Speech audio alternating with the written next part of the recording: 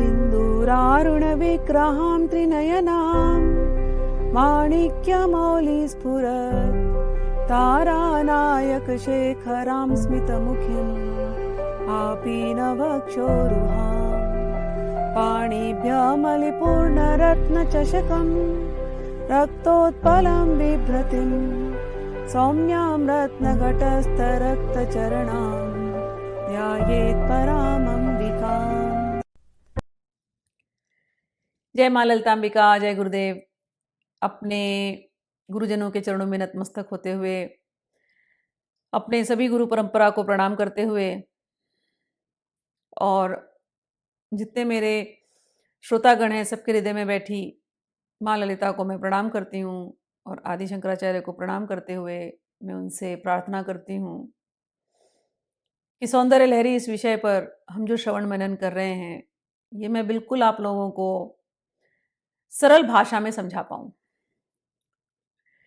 कई जगह पे बहुत सारे तकनीकी रहस्य हैं, पिछले की कुछ वीडियोस में कुछ क्लिष्ट भी हुए हैं वीडियोस, लेकिन अगर मैंने नहीं समझाया तो मैं पूरी तरह से जो देना है वो नहीं दे पाऊंगी, नहीं दूंगी, ऐसा मुझे लगता है। इसलिए जो जो थोड़े बहुत हिंट है वो मैं जगह जगह पर देते जा रही हूँ।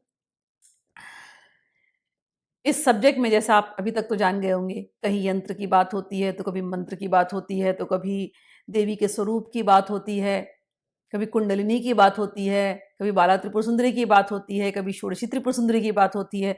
तो अलग अलग सब्जेक्ट्स हैं।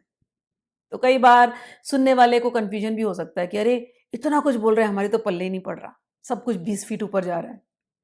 ये हो सकता है। तो क्या करें, हम पढ़े या नहीं पढ़े? मैं एक ही बात कहूंगी, जरूर पढ़े, जरूर पढ़े। नहीं समझ में आ रहा है आपको, कोई बात नहीं है। आपको कुंडलिनी का ध्यान नहीं करते बन रहा है, कोई बात नहीं है। आपको मंत्र नहीं समझ में आ रहा है, कोई बात नहीं है। आपको माँ का वो निराकार निर्विशेष वाला रूप नहीं समझ में आ रहा है, कोई बात नहीं है। आप पढ़ना शुरू करें, क्योंकि ये जो है ये एक स्तुति है। कोई ये कहेगा हमें गुरु नहीं है, गुरु नहीं मिल पा रहे, कलयुगी बहुत गुरु मिले लेकिन सच्चा गुरु नहीं मिल पा रहा, तो हम क्या बिना दीक्षा के पढ़ सकते हैं? बिल्कुल पढ़ सकते हैं, पढ़िए। ये माँ के परम प्रिय पुत्र आदि शंकराचार्य की ये वाणी है। इसके एक एक श्लोक में बहुत ज्यादा शक्ति भरी हुई है। जैसे मैंने कहा था पहले के श्लोकों में कि बाला त्रिपुर सुंदरी को कोई जप रहा है तो उसके अंदर सरस्वती का उदय होता है ना, और सरस्वती उसके जीवा में बैठ जाती है तो उसके एक एक अक्षर में वो पावर आ जाती है। तो ये जो एक एक श्लोक लिखे गए हैं, एक एक शब्द इसके अंदर जो लिखे गए हैं, इसमें साक्षात सरस्वती बैठ करके लिखवाई है ये। तो एक एक वर्ड में बहुत ज्यादा शक्ति भरी हुई है। इसलिए वेदर आपको समझ आ रहा है या ना आ रहा है, नहीं। जैसे आम किसी ने आपको पकड़ा दिया, आपको नहीं पता है कौन सा आम है, ये हापूस है कि ये दशहरी है कि ये राजापुरी है कि ये क्या क्या है, आपको नहीं पता। आप आम खाएंगे तो आम का स्वाद आएगा ना, बस ऐसे ही है ये सौंदर्य लहरी। जो कोई पढ़ता है उसे फल मिलता ही मिलता है। तो आप लोग निश्चिंत होकर के इसका पाठ कीजिए। अगर पूरा नहीं पढ़ पाते तो भी कम से कम इसका जो है 27वां श्लोक और 22वां श्लोक, ये 2 श्लोक आप माँ को पढ़ करके सुनाइए। ये भक्तों के लिए है।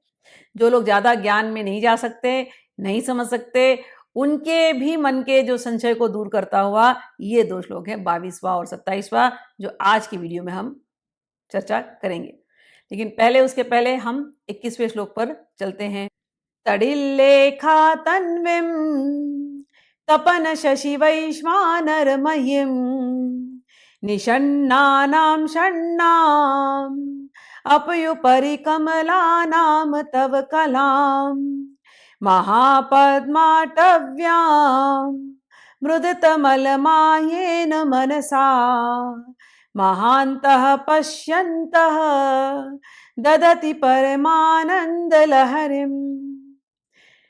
इसके पहले वाला जो श्लोक था वो भी कुंडलिनी पर ही था कि जो कोई आपको हृदय में ध्यान करता है, जैसे कि आप कोई हिमकर की शिला मूर्ति है, तो वो जो होता है वो ऐसा व्यक्ति अपने आप को तो उसने हील कर ही लिया है, वो जिसको भी देखता है वो उसका कल्याण कर देता है। ऐसा पहले वाले श्लोक में था, जो माँ के कुंडलिनी स्वरूप का ध्यान था।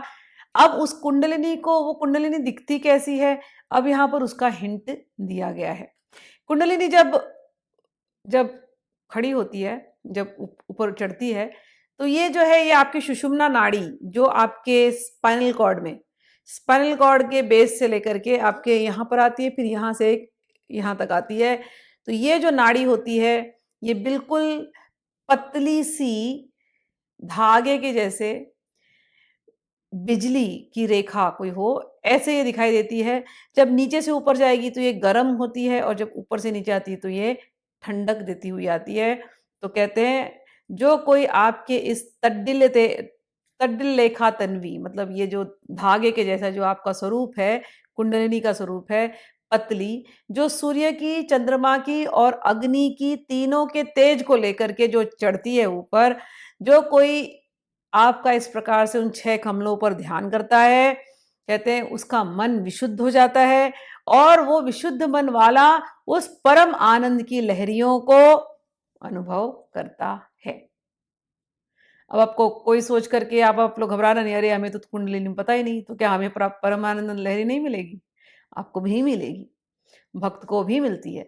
कोई ध्यान के मार्ग से कुंडलिनी जगाता है, लेकिन भक्त का तो स्वतः जागता है, भक्त को पता भी नहीं चलता कि कुंडलिनी कब जागी और कब नीचे आई। भक्ति में जो होते हैं, जो बहुत कीर्तन करते हैं, कभी कभी कीर्तन करने से अष्ट सात्विक विकार प्रकट होते हैं। अष्ट सात्विक विकार में जैसे कि रोना, कभी कांपना, कभी एक स्पंदन, हिलने लग जाता है बॉडी पूरा, करंट सा लगता है पूरी बॉडी में। कभी आपको रोंगटे खड़े हो जाएँगे, कभी बहुत पसीने आने शुरू हो जाते हैं, कभी ये सारे एक साथ आएँगे, कभी 2-3 एक साथ आएँगे, और कभी-कभी इतना ज़्यादा हो जाता है भावावेश का अतिरेक कि आप मूर्छित होकर के गिर भी सकते हैं। कभी-कभी ऐसा होगा जैसे कोई पैरालिटिक अटैक आ गया हो, कोई मिर्गी आ गई हो, ऐसा भी हो सकता है। एपिलेप्सी हो गई हो, ऐसा भी लगने लगता है कई बार। तो ये जब कोई भक्ति में बहुत डूबा होता है, तो भावातिरेक इसको हम कहते हैं। तो ऐसी स्थितियाँ होती हैं, बाहर से देखने वाले को लगेगा कि ये तकलीफ में है, लेकिन अंदर में ऐसे व्यक्ति का कुंडलिनी उस क्षण के लिए जागती है, और फिर थोड़ी देर के लिए ऊपर जाती है, फिर नीचे आ जाती है। भक्त को कभी ये बात का पता चलता नहीं है। उनके अंदर जो हो रहा है, किसी-किसी को समझ में आता है। तो कहते हैं कि बहुत कम लोग हैं जो ऐसे इस कुंडलिनी को समझ पाते हैं, लेकिन जो लोग तेरा ध्यान करते हैं, जो लोग जान करके कुंडलिनी के ऊपर ध्यान करते हैं और उसको जगा करके ऊपर ले जाते हैं, वो विशुद्ध मन से होकर के ही आपके परम आनंद लहरियों का अनुभव करते हैं। विशुद्ध मन से, याद रखना इस चीज़ को। विशुद्ध मन, मैं बार-बार दोहरा रही हूँ, क्योंकि बहुत लोगों को देवी का दर्शन करना है, लेकिन अपने मन की शुद्धि वो किसी को नहीं करना होता। मन में तो पता नहीं कितने कुछ कामनाएँ भर के रखे हो, किसी के प्रति दुश्मनी भर के रखे हो, किसी के प्रति क्रोध भर के रखे हो, किसी के प्रति जेलसी भर के रखे हो, लालच भर के रखे हो, मन में सब कचरा भर के रखे हो, हैं? और फिर तुमको चाहिए, अरे हमको देवी के दर्शन हो जाए, क्यों भाई? हमने इतना लाख जपा ना इसलिए। अरे इतना लाख जपने का भी अहंकार अगर है, तो फिर कहाँ देवी आने वाली? जिसका हृदय बच्चे के जैसा होता है, शुद्ध निर्मल, एकदम, उसके हृदय में माँ खेलती है, और जिसके हृदय में माँ प्रकट होती है, उसका हृदय आनंद की लहरियों में डूबा रहता है। हर पल आनंद, हर पल आनंद, नित्य नवीन आनंद, नित्य नवीन आनंद, आनंद आनंद, नित्य नवीन आनंद, आनंद आनंद, नित्य नवीन आनंद। ऐसा आनंद जो बढ़ता ही जाता है, बढ़ता ही जाता है। लेकिन उसके लिए क्वालिटी क्या होनी चाहिए? विशुद्ध मन। अपने अपने मन को झांक के देखिए, मन में क्या रखा है। किसी को तो माफ कर नहीं पाते हो आप लेकिन माँ से प्यार आपको जरूर चाहिए, और माँ आपकी कितने हजारों गलतियों को माफ करती है ना? तो जो माँ के होते हैं वो सबको माफ करते जाते हैं। तो ऐसे ऐसे कुछ कुछ क्वालिटीज हैं जो आपको माँ से मिलने से दूर रखे हैं। तो कृपा करके अपने अंदर के मल को निकालने का पूरी तरह से प्रयास कीजिए। आप जरूर माँ को अपने हृदय में पाएंगे। गंदी जगह पे हम माँ को बैठाते नहीं ना। घर में जब पीठ मंदिर बनाते हैं, उस जगह को पूरी साफ करते हैं ना, फिर अच्छे से ला करके मंदिर बैठाते हैं, फिर माँ को बैठाते हैं। तो आपने मूर्ति में जैसे बैठाया ना माँ को, वही माँ आपके हृदय में बैठनी चाहिए। तो हृदय में क्या होना चाहिए? हृदय एकदम साफ होना चाहिए, शुद्ध स्फटिक जैसा साफ होना चाहिए। बिल्कुल। अभी हृदय में क्या भर के रखे हैं? काम, वासनाएँ, क्रोध, क्रोध के बीज, लोभ के बीज, मद के बीज, अरे हम कुछ हैं, अहंकार के बीज, जलन के बीज, कॉम्पिटिशन के बीज, ये सब बीज रूप से आप निकालिए और फिर उस स्फटिक जैसे शुद्ध निर्मल हृदय में ला करके माँ को बिठाइए। फिर आप देखिए आप कैसे आनंद में डूबेंगे। चलिए अब आगे बढ़ें। अब ये सब तो अभी मैं बोलते-बोलते कठिनाई लगती है ना, कैसे होगा? तो ये जब जब कुछ नहीं होता तो अब हमारे ऐसे लोगों के लिए जो हार चुके हैं कि हमसे कुछ हो नहीं रहा है तो क्या किया जाए? तो शंकराचार्य लिखते हैं 22वां श्लोक जो बिल्कुल सबको याद करना चाहिए और इस पे भरोसा करना चाहिए। क्या लिखते हैं? भवानी त्वं दासे मयि वितर दृष्टिं सकरुणाम् इति स्तोतुं वाञ्छन् कथयति भवानी त्वमिति यः तदैवं त्वं तस्मै दिशसि निज सायुज्य पदवीम् मुकुन्द ब्रह्मेन्द्र स्फुटमकुट नीराजित पदम।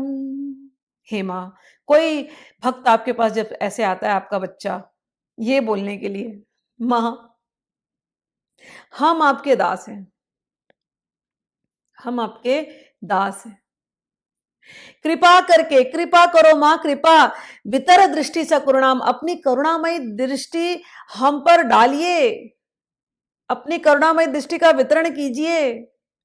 हे माँ, हम आपके दास हैं, हमने अब सब ट्राई कर लिया, अब हम आपके चरणों को पकड़ रहे हैं बस। कोई रो करके ऐसे जब माँ के चरणों में जाता है, माँ उसके हृदय को जानती है, माँ सबके हृदय में बैठी है, अंडरस्टैंड, माँ सबके हृदय में बैठी है। लेकिन जो कोई व्यक्ति ऐसे रो करके माँ के पास जाता है और माँ को पता है ये मुझे मांग रहा है, फिर माँ चुप्पी नहीं लगाती, फिर माँ क्या करती है? अरे आओ आओ आओ, तुम मेरे अपने पुत्र हो, तुम कह रहे हो दास, लेकिन मैं तुम्हें अब, तुम मेरा अपना अंश हो, आओ आओ आओ मेरे बच्चे, आओ मेरे पास बैठो। अपनी पदवी पर बैठा लेती है, अपने थ्रोन पे बैठा देती है। वो थ्रोन, वो पदवी जिसके यहाँ पर आप जब दर्शन करने जाओगे तो ब्रह्मा अपने मुकुट गिरा करके बैठे हैं, इंद्र अपने मुकुट रख रख करके बैठे हैं, विष्णु अपने मुकुट रख करके बैठे हैं, ऐसी वो वाला जो सिंहासन है उस पे माँ कहती है अरे तुम आ जाओ, तुम मेरे भक्त हो। भवानी, वो व्यक्ति मन में सोच रहा है कि मैं माँ से कहूं माँ अपनी करुणा दृष्टि दिखाओ, उसने केवल मन में सोचा और वो भवानी बोलता है, बस केवल भवानी बोल रहा है, ये भी नहीं, पूरी प्रार्थना भी नहीं कर पा रहा वो। भवानी बोला नहीं कि माँ खड़ी, अरे आओ आओ आओ मेरे बच्चे आओ, मैं जानती हूँ तुम क्या चाहते हो, आओ आओ, ऐसा। लेकिन किसको करेगा? किसके साथ होगा ऐसा? पहले वाले में कंडीशन दिया था, विशुद्ध मन वाले को। देखो एक बात याद रखना, छोटा एक बच्चा, मैं हमेशा बोलती हूँ बच्चे जैसे बन जाओ, माँ, ये माँ है तो तुम बच्चे जैसे बन जाओ, तुम माँ क्या गेम नहीं खेलना, बिजनेस मत करना, बिजनेस करोगे तो नहीं होगा। माँ मैं तुम्हारे लिए ये कर रहा हूँ, तुम मेरे को वो दे दो, नहीं नहीं, ये बिजनेस वाली बात नहीं है, यहाँ पर प्रेम वाली बात है। छोटा बच्चा देखा है, छोटा बच्चा जब कभी रोता है और माँ अगर किचन में काम कर रही है तो माँ देखिए अरे बच्चा रो रहा है तो माँ क्या करेगी, एक खिलौना लाके उसको रख देगी। वो बच्चा मैं माँ माँ कर रहा है, लेकिन माँ ने आके खिलौना दे दिया, फिर बच्चा थोड़ी देर खिलौना देख रहा है, खेल रहा है, खेलते खेलते बच्चा खो गया खेलने खेलने में, माँ ने अपना किचन का काम निपटाया, माँ किसी और काम में लग गई। ये बच्चा फिर से, बच्चे को याद आ रहे मुझे तो माँ को बुलाना था, फिर रो रहा है, फिर माँ ने उसको देखा, अरे ये तो मुझे तंग कर रहा है, काम तो यहाँ पेंडिंग है, तो माँ ने टीवी ऑन कर दिया, ले ले बेटा तेरा फेवरेट कार्टून देख देख देख। अब बच्चा कार्टून देख रहा है और माँ अपने काम में लगी हुई है। फिर थोड़ी देर बाद बच्चे का कार्टून से मन भर गया, फिर रो रहा है माँ माँ माँ माँ माँ, तो माँ उसको कुछ ऐसे कोई गेम दे देती है, ले तू और खेल, ये ले रिमोट कंट्रोल पकड़, कुछ और कर। बच्चा थोड़ी देर खेलता है, फिर थक जाता है, फिर माँ माँ माँ कहाँ हो तुम, माँ जल्दी आ जाओ, माँ माँ नहीं मम्मी मेरे को नहीं चाहिए, मेरे को नहीं चाहिए, मेरे को नहीं चाहिए, मेरे को मम्मी चाहिए, मेरे को मम्मी चाहिए, मेरे को माँ चाहिए, ऐसा करके रोने लगता है जिद करके। अब माँ उसको खिलौने दे रही है, टीवी ऑन कर रही है, ये दे रही है, वो दे रही, वो बच्चा सब उठा करके फेंकता है, मुझे कुछ नहीं चाहिए, मुझे बस तुम ही चाहिए, और रोए जा रहा है। माँ क्या करेगी थक के, सब साइड में करेगी, काम छोड़ेगी, पहले आकर के बच्चे को अपने गोदी में लेगी और उसको प्यार से उसको सहलाएगी, ओ मेरा बेटा, ओ मेरा राजा बच्चा, अभी चुप हो जा मेरा बच्चा, ले मम्मी आ गई ना तेरे पास, अब तो चुप हो जा, ले मेरा बच्चा करेगी ना। तो पहले ये बच्चा माँ माँ माँ माँ कर रहा है, और माँ उसको प्रलोभन दे रही है और वो खो जा रहा है। लेकिन जो बच्चा जिद में आता है कि मुझे अब तुम्हारे प्रलोभन से कोई लेना देना नहीं है, तुम ये सिद्धियां अपने पास रख लो माँ, मुझे कोई भोग की भी इच्छा नहीं है माँ, एक तेरे अलावा मुझे किसी की इच्छा नहीं है, मुझे आकर के अपने गोद में लो।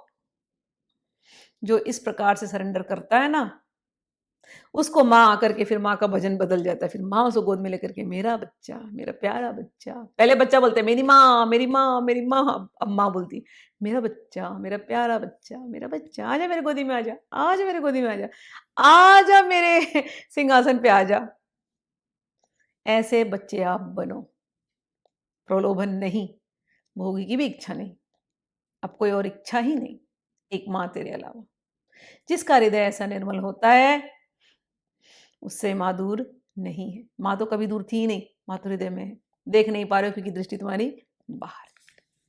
चलिए आगे चलते हैं अब हम। तो ये 22वां श्लोक जरूर आप लोग माँ को रोज सुनाना अपने हृदय की बात, माँ सुन लेंगी। 23वें में चलते हैं।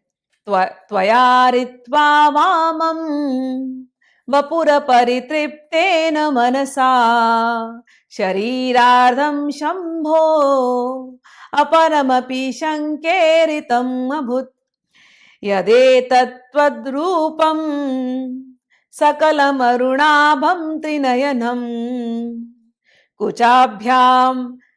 कुचाभ्यामानम्रं कुटिल शशिचूडालमकुटम।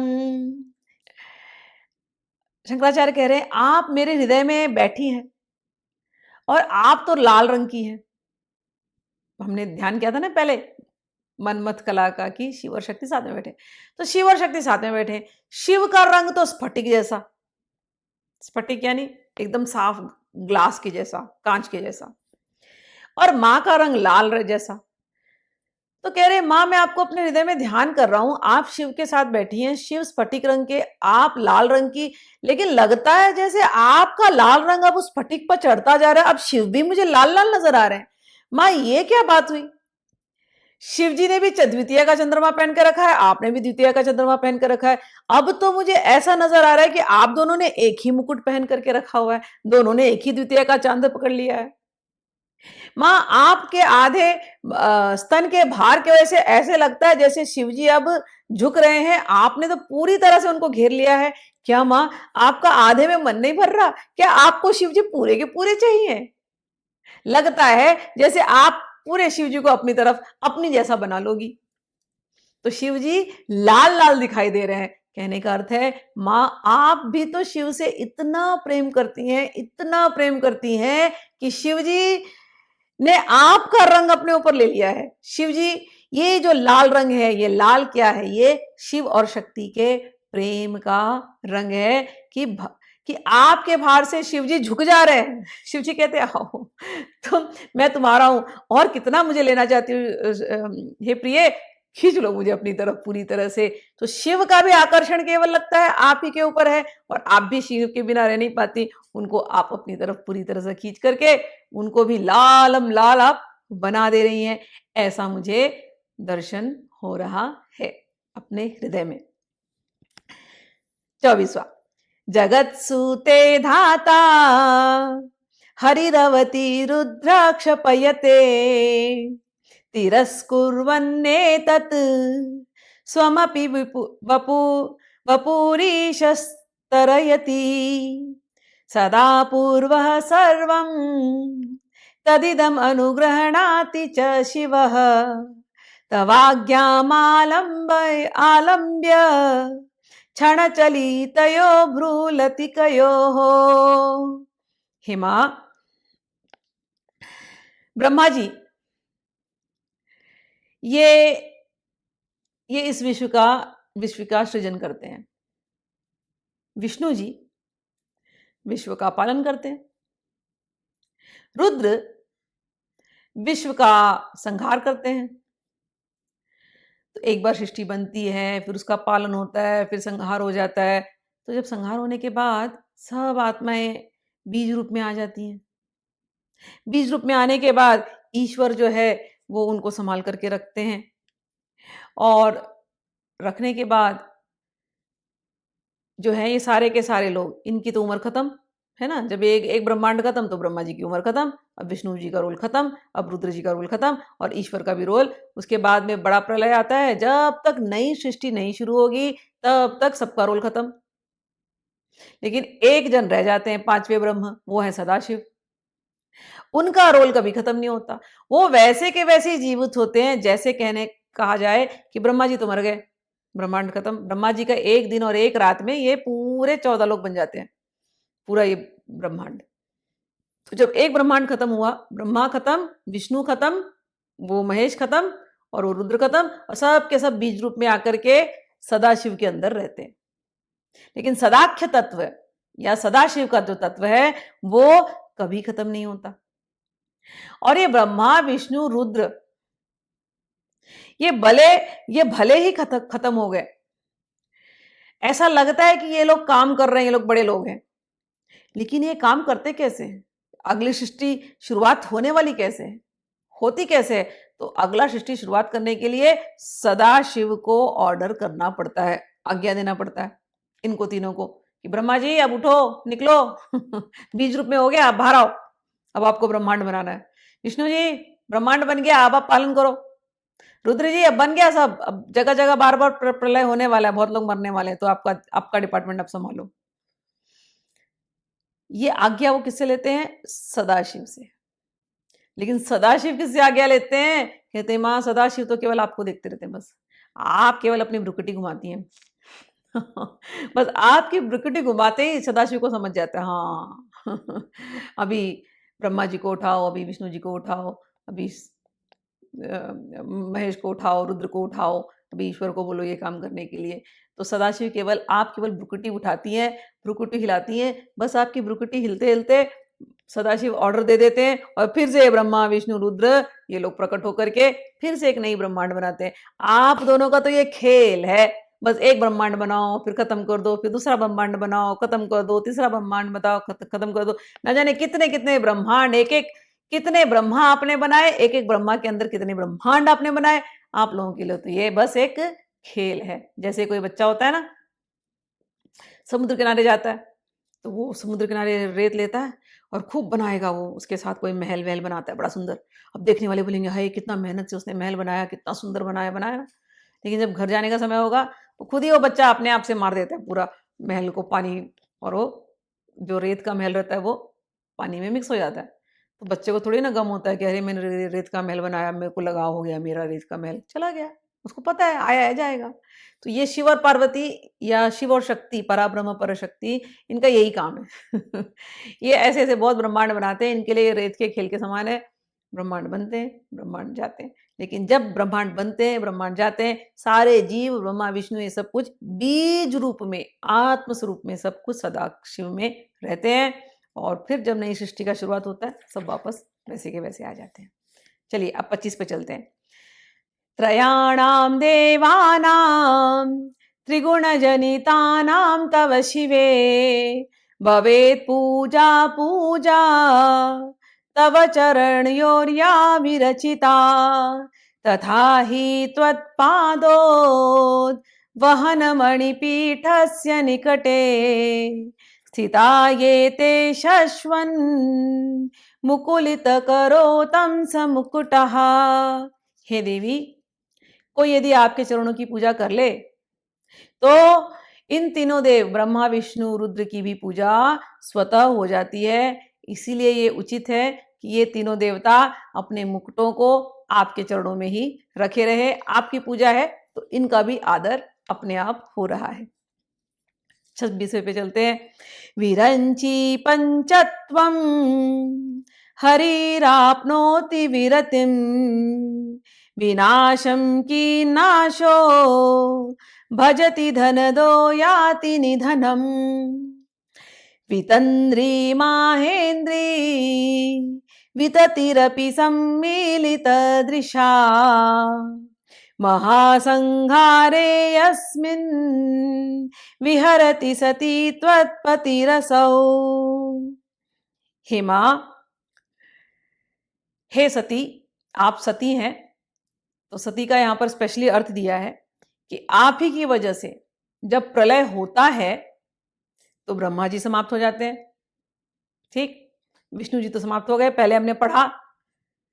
यहां तक कि यमराज वो भी समाप्त हो जाते हैं, और कुबेर, कुबेर का नाम है धनदह, जो सबको धन देते हैं, वो कुबेर का भी निधन हो जाता है, वो भी मर जाते हैं।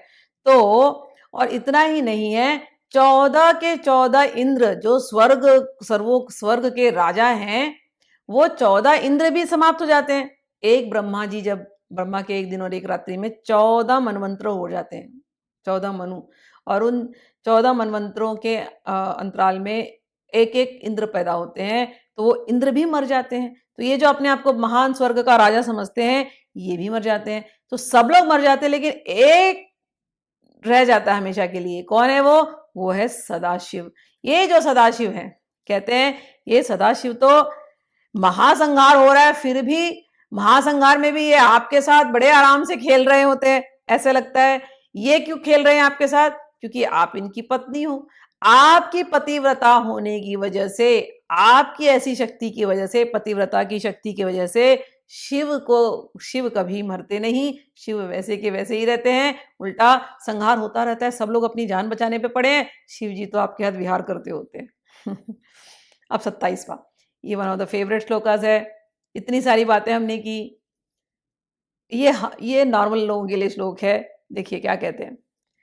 ये जो 27वां है, अभी अब हम लोग वो पढ़ते हैं। मैंने बिगनिंग में ही कहा था, one of the most beautiful श्लोक है। आप लोग 22वां और 27वां ये याद करके रोज माँ को सुनाइए, तो भले आपको कुछ आता हो या नहीं आता हो, ये बिल्कुल सरल है। जपो जल्प शिल्पम सकलमपि मुद्रा विरचना गति प्रादक्षिण्य क्रमणमशनाद्याहुति विधिः प्रणाम संवेशः सुखमखिलम् आत्मार्पण दृशा सपर्यापर्याय तव भवतु यन्मे विलसितम्। कहते हैं हे माँ, कोई भक्त ऐसे कहे, अभी इतना सब कुछ हमने पढ़ा 26वें श्लोक तक, तो जगह जगह पे माँ के अलग अलग भावों को प्रकट किया जा रहा है। कहीं तो वो शिव के साथ खेल रही हैं, कहीं हम लोग ये ब्रह्मा विष्णु रुद्र इनके प्रलय के संहार की बातें सुन रहे हैं, कहीं हम यंत्रों की बातें सुन रहे हैं, कम अलग अलग बातें सुन रहे हैं। तो कई बार ऐसे भक्तों को लगेगा हमें तो कुछ समझ में नहीं आ रहा और हमें तो कुछ आता भी नहीं है, तो क्या हम पर माँ की कृपा नहीं होगी? हमको तो ये सब पढ़ना भी नहीं आएगा, तो क्या हम पर माँ की कृपा नहीं होगी? कोई सरल तरीका है क्या? क्या किया जाए? तो शंकराचार्य जैसे इस श्लोक में सबके मन के डाउट को दूर कर देते हैं, और माँ से अब वो प्रार्थना कर रहे हैं उन लोगों के लिए जिनको कुछ भी नहीं आता, जो बिल्कुल न ध्यान जानते हैं, न मुद्रा जानते हैं, न क्रिया जानते हैं, न श्रीयंत्र जानते हैं, न माँ के अलग अलग फॉर्म को जानते हैं, न माँ के कुछ भी नहीं जानते। ब्रह्मा विष्णु रुद्र महेश इनके क्या फंक्शंस है, कुछ नहीं इनको पता। प्रलय क्या होता है, संहार क्या होता है, मनवंतर क्या होता है, मनु क्या होता है, कुछ नहीं पता है हमको।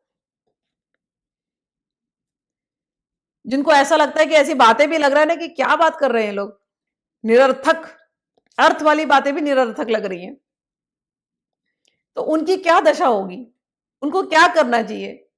उनको ये प्रार्थना करनी चाहिए। शंकराचार्य कहते हैं हे मां, जपो जल्पः शिल्पम सकलमपि मुद्रा विरचना, कि हे मां मैं बहुत जल्प प्रजल्प करता हूं। मतलब बातें हमेशा अर्थ वाली करनी चाहिए। अर्थ की बातें एक ही होती है, भगवान की बातें। हम भगवान की बातें छोड़कर दिन रात निरर्थक बातें करते हैं, निरर्थक। फिर भी मां, इतना हम जानते हैं कि एक एक अक्षर में आप ही की शक्ति है। तो उस न्याय से कि एक एक अक्षर में आपकी शक्ति है, तो एक एक शब्द में भी आपकी शक्ति है, एक एक शब्द में आपकी शक्ति है, तो एक एक वाक्य में भी आपकी शक्ति है। इन्हीं वाक्यों से तो बातें बनती हैं। तो भले ये बातें निरर्थक हों, लेकिन चूंकि इनमें आप ही की शक्ति है, तो हो सकता है मैं बहुत जल्प, मैं बहुत बकवास कर रहा हूं, हम बहुत कुछ ऐसे ही बोल रहे हैं निरर्थक निरर्थक बातें, लेकिन हे माँ, क्योंकि एक एक अक्षर में आपकी शक्ति है, ये हमारी निरर्थक की जो बातें हैं, हे माँ, ये भी हमारा जप बन जाए। हम इसको आपको समर्पित करते हैं। हम चाहे अर्थ वाली बात करें, चाहे निरर्थक बातें करें, चाहे ज्ञान वाली बात करें, चाहे अज्ञान वाली बात करें, हे माँ, अपनी सारी बातें यही हम आपको समर्पित करते हैं। यही हमारा जप है। ये हमारा जल्प ही हमारा जप है। और हे माँ, हमने देखा है कि बहुत सारे संत लोग अलग-अलग मुद्राएँ करते हैं। आपकी श्री विद्या में अलग-अलग मुद्राएँ होती हैं। हमें तो ये मुद्रा भी नहीं आती, कोई उँगली ऐसे कर रहा है, कोई उँगली वैसे कर रहा है, कोई ये कर रहा है, कोई वो कर रहा है, पता नहीं क्या-क्या कर रहा है। 9 मुद्रा कोई बोलता है, फिर कोई आह्वान की मुद्रा बोलता है, कोई बैठाने की मुद्रा बोलता है। पचासों तो आपकी मुद्राएँ हैं, हमें तो नहीं आती कोई मुद्रा करने। लेकिन हे माँ, हमें एक चीज़ आता है, हमें एक ही मुद्रा पता है, हमें ये मुद्रा पता है बस। हम ऐसे 10 उँगली को जोड़ करके आपके चरणों में रख सकते हैं बस। और हमें कोई और मुद्रा नहीं आती। और एक मुद्रा आती माँ, हम बस ऐसा भावना कर सकते हैं आप हमारी माँ हो और आपके गले लग सकते हैं। हमें केवल ये 2 मुद्रा आती है माँ। और हम दिन भर बातें करते रहते हैं, उसमें कुछ ना कुछ मुद्रा हम करते रहते हैं, कुछ ना कुछ क्रियाएँ हम करते रहते हैं। हमें कोई अलग से क्रिया नहीं आती, हम दिन भर कुछ मुद्रा करते हैं, कुछ क्रिया करते हैं। माँ, आप इस शरीर में बैठी हैं कुंडलिनी के रूप में, और ये जितने देवता हैं, आप जहाँ बैठी हैं वहाँ तो देवता बैठे हैं, तो इस शरीर में तो हर जगह देवता ही देवता बैठे हैं। तो अब इस शरीर से जितनी क्रियाएँ हो रही हैं, सुबह से उठ करके रात तलक, जितनी क्रियाएँ हैं, हे माँ, मेरी ये क्रियाएँ ही सारी मुद्राएँ हैं, ये मैं आपको समर्पित करता हूँ। तो हे भगवान, मुझे अलग से नहीं आता माँ कुछ करना, ये आता है मुझे। ये मैंने दिल से आपको समर्पित किया। और दिन भर जितनी मेरी क्रियाएँ हुईं, मन से, वाणी से और मेरे इंद्रियों से जो हमने क्रिया की, हे माँ, हम आपको समर्पित करते हैं, वही हमारी पूजा है। तीसरी बात, माँ, सब लोग प्रदक्षिणा करते हैं। माँ, हम तो कलयुग में आ गए, समय तो है ही नहीं हमारे पास। हम 1 घंटा सुन लें आपके बारे में तो बहुत बड़ी बात है। अब आप बोल रहे हो मंदिर जाऊँ, मंदिर जाके प्रदक्षिणा करूँ। मंदिर जाने के लिए भी टाइम नहीं है माँ, कोई त्योहार के दिन आएगा तो ही जा सकते हैं, अब क्या बताएँ? लेकिन हम आपसे प्रेम करते हैं, प्रेम तो दर्शाना है ना हमको। तो हम अब कहाँ प्रदक्षिणा प्रदक्षिणा करें? माँ, मुझे रोज़ आपकी याद आती है, लेकिन मंदिर जाने में इस समय नहीं समर्थ हैं जिस भी कारण से। तो माँ, ऐसा धरती का कौन-सा कोना है, जहाँ आपका निवास नहीं है? उस नभ से लेकर के पाताल तक, हे माँ, केवल आप ही हैं। नज़र उठा कर के देखो तो आपका मुख है। धरती के नीचे आपके चरण हैं और ये धरती पूरा आपका ही तो स्वरूप है, हे माँ। तो इसलिए अब हम जहाँ-जहाँ भी घूम रहे हैं, पूरे धरती पर हम जिस-जिस जगह में चल रहे हैं, पूरे दिन हम चल रहे हैं, ये हमारा चलना-फिरना, ये सब कुछ आपकी प्रदक्षिणा बन जाए। हम इसको प्रदक्षिणा के रूप में आपको समर्पित करते हैं। समझ में आ रही है बात? हर शब्द हमने भगवान को समर्पित किया वाणी से होता हुआ। हर क्रिया हमने अपनी माँ को समर्पित किया। चलना-फिरना तक हमने प्रदक्षिणा बना दिया। मन से ऐसे ही जुड़े रहना है। और एक बात कहते हैं कि लोग आहुति देते हैं, हवन करते हैं। माँ, मुझे नहीं आता हवन करने। हम मंत्रों में हमको ज्ञात ही नहीं है हमको क्या करना है। लेकिन माँ, ये मैं जानता हूँ कि आप जो है, आप इस हृदय में, आप इस शरीर में अग्नि रूपी बैठी हुई हैं, जठराग्नि के रूप में। तो वो जो जठराग्नि में मैं जो कुछ भी भोजन ले रहा हूँ, जो भी भोजन और पेय हम लेते हैं, ये सब कुछ आपकी आहुति बन जाए।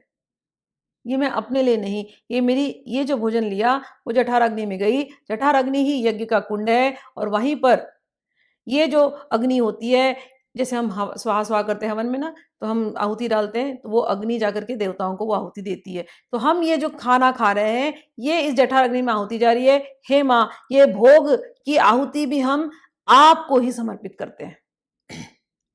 अंततोगत्वा ये शरीर खत्म हो जाएगा, इस शरीर की भी आहुति आप ही को समर्पित करते हैं। हे माँ, यही हमारा हवन है। आगे कहते हैं कि प्रणाम संवेश, हे माँ, हम रात को सोते हैं, दिन भर तो हम आपको नमस्कार नहीं कर पाते, हम आपको दंडवत नहीं कर पाते, लेकिन रात को आप ही की कृपा है कि हम सोते हैं। तो जब हम सोते हैं तो सोना ही हमारा समझ लेना दंडवत है। हर रात हम सोते हैं, तो रात को जितनी देर हम सो रहे हैं माँ, ये मेरा सोना ही दंडवत है आपके चरणों में। देखिए कितनी शुद्ध भाव है कि सोते समय भी सोने के पहले माँ को याद किया और कहा माँ अब हम सो रहे हैं ना, अब ये दंडवत है। अब सुबह उठेंगे ना, फिर उठते ही क्रियाओं में लगेंगे, माँ वो भी आपकी पूजा है, वो भी आपकी मुद्रा है। हम सुबह उठते ही बातें करना शुरू करेंगे, वो भी आपकी ही पूजा है, वो भी आपका जप है। कितना सुंदर भावना है। हम कुछ खाएंगे पिएंगे, माँ वो आपका हवन है। कितनी सुंदर भावना है। आगे कहते हैं माँ जो सुख आपने दिया है मुझे, सुखम अखिलम आत्मार्पण दृशा। हे माँ जो कुछ भी मेरे जीवन में आपने सुख दिया है, हर जगह तो सुख ही सुख है आपकी वजह से। ये सुख हम आपको अब अर्पित करते हैं, और क्या दें माँ, समझ में नहीं आ रहा। अपनी आत्मा हम आपको अर्पित करते हैं। आपने सब कुछ दिया है, हम अपनी आत्मा आपको दे देते हैं। यही मेरी पूजा है। अपने आप को, सर्वस्व को मैं मन से, वाणी से, क्रिया से, आत्मा से हम अपने आप को आपके चरणों में समर्पित करते हैं। यही हमारी पूजा है, हमें और कुछ नहीं आता। कितनी सुंदर बात, कितनी सुंदर बात, वाह वाह वाह। चलिए 28 पे जाते हैं। सुधामपि आस्वाद्य प्रतिभय जरा मृत्यु हरिणीम विपद्यन्ते विश्वे विदिशत मखाद्यादि विशदः करालं यक्ष्वेलं कवलितवतः कालकलना न शम्भो तन्मूलं तव जननी ताटंक महिमा। हे मां, ये जो देवतागण है, जब समुद्र मंथन हुआ था तो उसमें से अमृत निकला था, तो सारे देवता लोग वो अमृत के पीछे भागे कि उनको अमर होना है, कि उनको स्वर्ग का जो जो भोग है वो कभी छूटे नहीं, वो अमर रहे। तो ये लोग बार बार सुधा लेते हैं, ये अमृत पीते रहते हैं, लेकिन माँ जब प्रलय होता है इन सबकी सत्ता खत्म हो जाती है, सब तो खत्म हो जाते हैं, मर जाते हैं। तो इतना अमृत पी पी कर के भी ये लोग मर रहे हैं। लेकिन उसी समय पर आपके स्वामी शिव जी ने तो जहर पिया, गरल लिया अपने गले में। आज तक वो नीलकंठ कहलाए गरल की वजह से। मां इतना जहर उस हलाहल निकला, इतना पीने के बाद भी शिव तो हमेशा जी रहे हैं और शिव ही हैं। शिव की कभी मृत्यु होती नहीं है, वो तो मृत्युंजय हैं। कैसे संभव है मां ये कि कोई देवता अमृत पी रहा है लेकिन वो मर रहा है, और ये जहर पी रहे हैं और ये जी रहे हैं? कैसे मां? क्योंकि मां आप सती हो, आपने इनके नाम की बालियां अपने कानों में धारण करी है, आप इनकी पत्नी हो, आपके कर्ण फूलों, तेरे कर्ण फूलों की ये महिमा है माता, कि ये जो शिव हैं वो मृत्युंजय हो गए। आपके कर्ण फूलों की ये महिमा है, ये आपके सतीत्व का महात्म्य है। चलिए अब आगे पढ़ते हैं 29। किरीटं वैरिंचम परिहर पुरा कैटभमिदं कटोरे कोठीरे स्खलसि जहिजं भारि मकुटं प्रणम्रे श्वेतेषु प्रसभमुपयातस्य भवनं भवस्याभ्युत्थाने तव परिजनोक्ति विजयते। यहाँ बहुत छोटी सी लीला है जहाँ माँ के प्रेम को बताया गया है। कितना ये माँ शिव जी से प्रेम करती हैं कि कभी पता चलता है कि शिव जी आ रहे हैं भवन के अंदर, तो माँ तुरंत उठ जाती हैं और उठ करके भागती हैं कि अरे मेरे शिव जी आ गए, अरे मेरे स्वामी आ गए। और जब वो भागती हैं तो सारी जो वहां पर जो दासियां होती हैं वो रोकती हैं, अरे माँ, अरे रुको रुको रुको माँ, रुको रुको, इतनी तेजी से मत जाओ, संभाल के जाओ, संभाल करके अपने सिंहासन से उतरो। देख नहीं रही हैं आप, ब्रह्मा है, इंद्र है, विष्णु है, कहीं उनके मुकुट नीचे पड़े हुए हैं, कहीं उनके मुकुटों से आपको चोट ना लग जाए। माँ धैर्य रखिए, आप प्यार से जाइए अपने स्वामी को मिलने के लिए।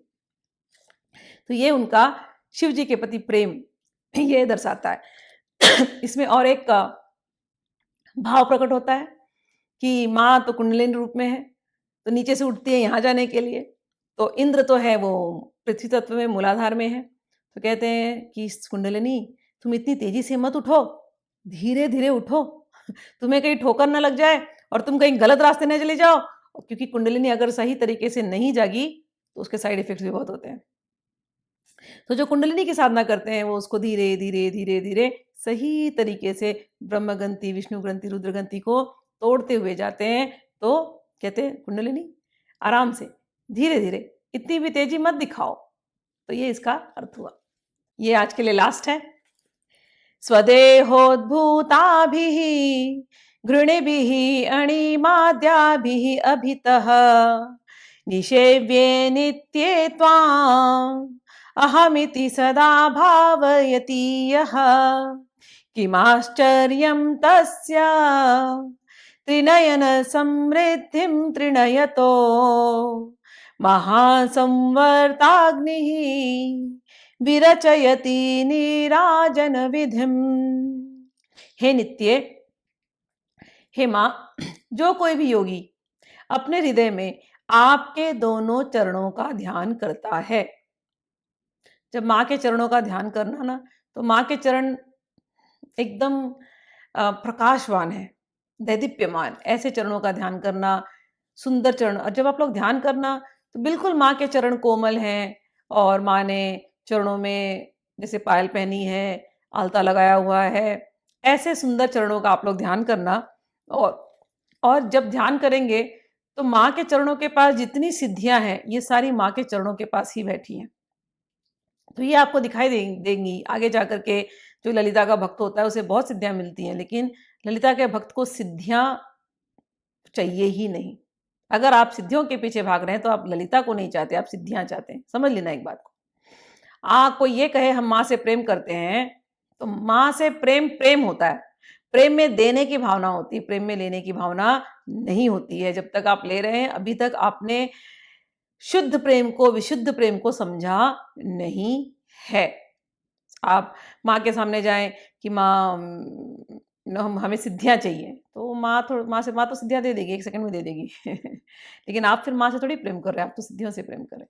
तो यहाँ पर जो भक्त का जो उच्च स्वरूप होता है ना, उसके बारे में बताया गया कि वो कैसा होता है भक्त। उच्च कोटि का जो भक्त, आप निम्न कोटि के भक्त होते हैं, मध्यम कोटि के भक्त होते हैं, उच्च कोटि के भक्त होते हैं। निम्न कोटि के भक्त हैं वो भक्ति केवल अपनी इच्छाओं पूर्ति करने के लिए करते हैं। और उच्च कोटि के भक्त कैसे होते हैं?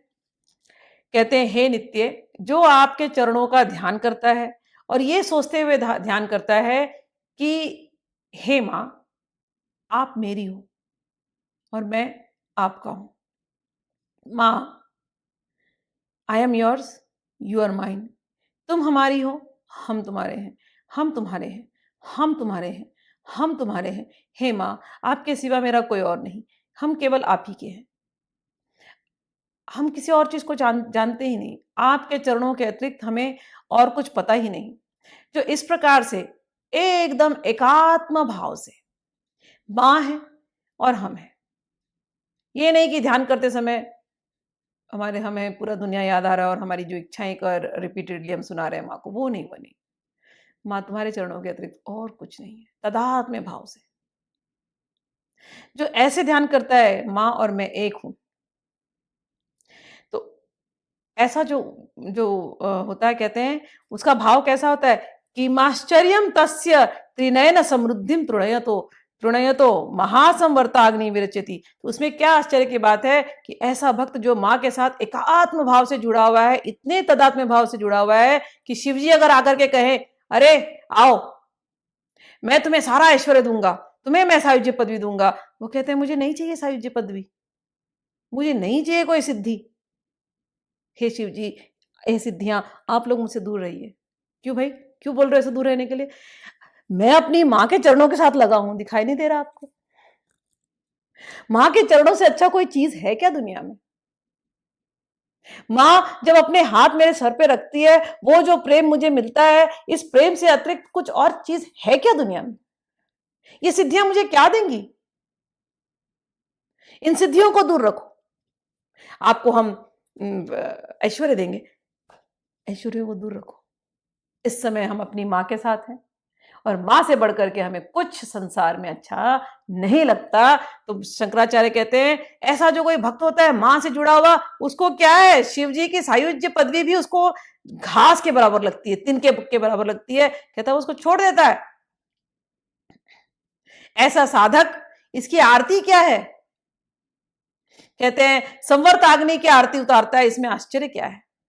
अरे ऐसा साधक की जो आरती है उसने तो आत्मर्पण कर दिया है, अपने मन के, अपने आत्मा से वो आरती करता है, आत्मा के दीपक से, उस अग्नि से, उस धधकती ज्वाला से, उस धधकती तड़प से वो मां की आरती करता है।